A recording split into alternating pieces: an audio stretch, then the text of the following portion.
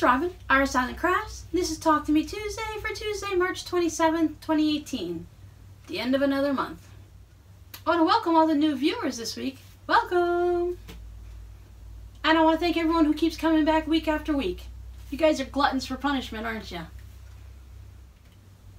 really truly appreciate everyone that comes back each week, and I love chatting with everyone in the comments to see what everyone else is working on. And let's get to what I worked on this week. Now, any of my Mom and Pop Quilt Show viewers will recognize one of these bowls. Laura Lynn was showing us how to take 2.5-inch fabric scraps, and I believe she used 2-inch batting scraps.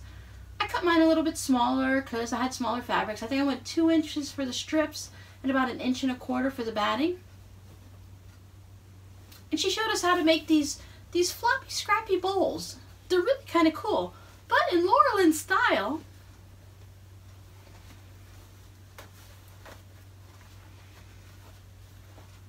they really do make fun hats.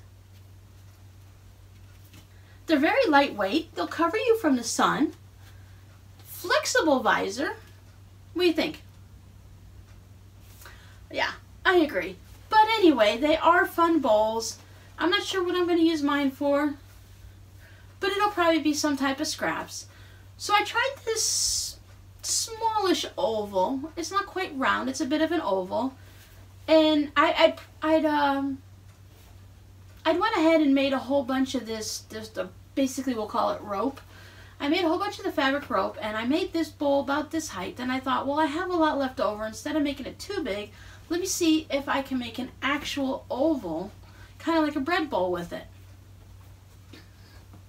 Nope.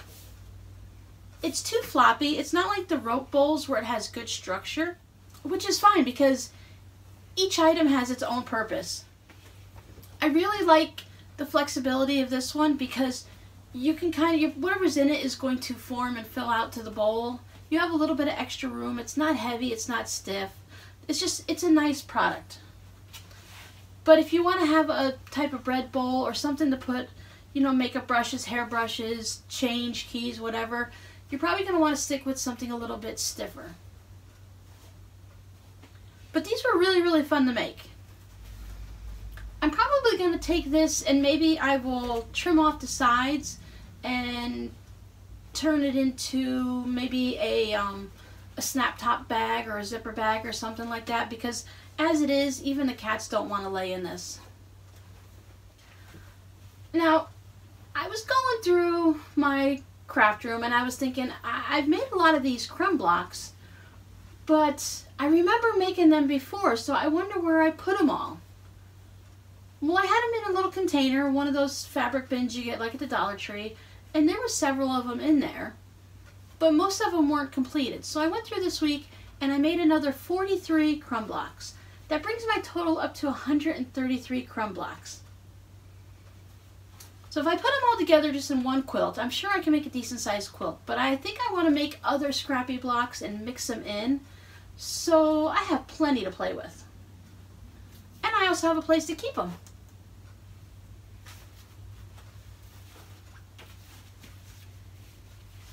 Now, the week before I was making those Christmas blocks with the Christmas stockings.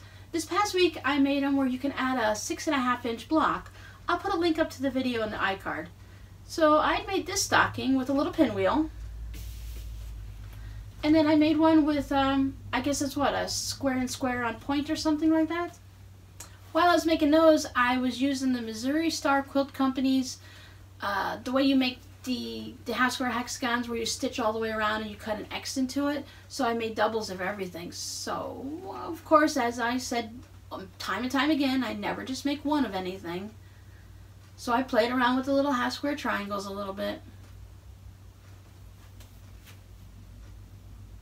I think these are going to be one of those things that I'll be working on next year in my quest to finish off my UFOs, because right now I have 0 plans and 0 ideas for these. I don't know how it is for everyone else, but for me, my crafting tends to change. I notice a lot when my mojo kind of goes down a little bit like it did recently. I start wanting to try other things or going back to things I haven't done in a while.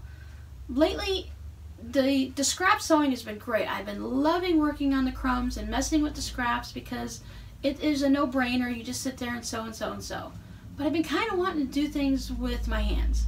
Now I know I do a lot of knitting and stuff, but even the knitting I haven't been wanting to do. I've been wanting to play with needle and thread. So I was doing a video before about how to make the hexagons and how to stitch them all together and stuff using the EPP process. So I made this little rectangular red, white, and blue, I don't know, it's going to be a little mini wall hanging. So I finished this off so I can go ahead and get this stitched to a background and turned into a little wall hanging. I've really enjoyed just sitting there, enjoying the afternoon, watching some movies or some TV shows or something, and just stitching away. I did have the Hocus Pocusville Halloween embroidery design I was working on, but then I realized that I'm not loving the fabric I chose.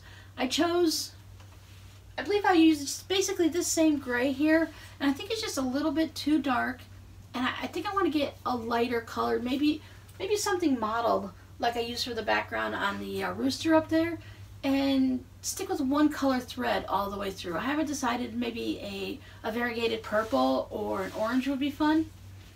But since I need to go out and get more fabric for that, I just went back to doing some hand quilting on my hearts. Now you're not going to be able to see from here, but once again I will put a link down below to the blog post that goes with this video. So far right now I have stitched all along the inside of the hearts and then all along the outside of the hearts, and I used a straight up red thread from Aurifil.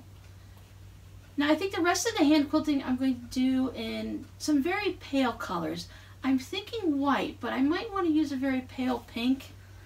I was thinking about putting in the center, I was thinking about putting maybe a rose or some type of similar to a chrysanthemum flower or something, but I think I'm just going to go ahead and internally echo this star design, but I might want to do it in so that it's like the colors variegate. So here's a dark red, then maybe a lighter red and a medium pink and a light pink and into a white. I'm not sure. I know a little wall hanging like this is not going to need all that quilting, but I'm just kind of enjoying practicing getting my hands in the needle and the thread and everything to get the stitches the right length, or at least the length that I like. I don't think my stitches are ever going to be teeny tiny quilting stitches. I think my projects will probably always have some machine stitching like I did around the hearts, just to hold everything in place nice and tight, and then I feel like it's more secure that way, and then I'll just do some hand quilting as decorative and accents.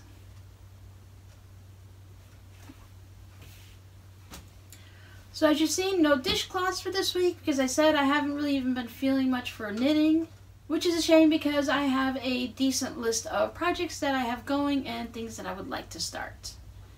But sometimes it just happens in the spring, you know, it's time for renewal, time for starting fresh things and changing things up. That's a little peek into what I've been doing this past week, and I'm looking forward to seeing what you guys have been up to. I'll see you next week. Bye!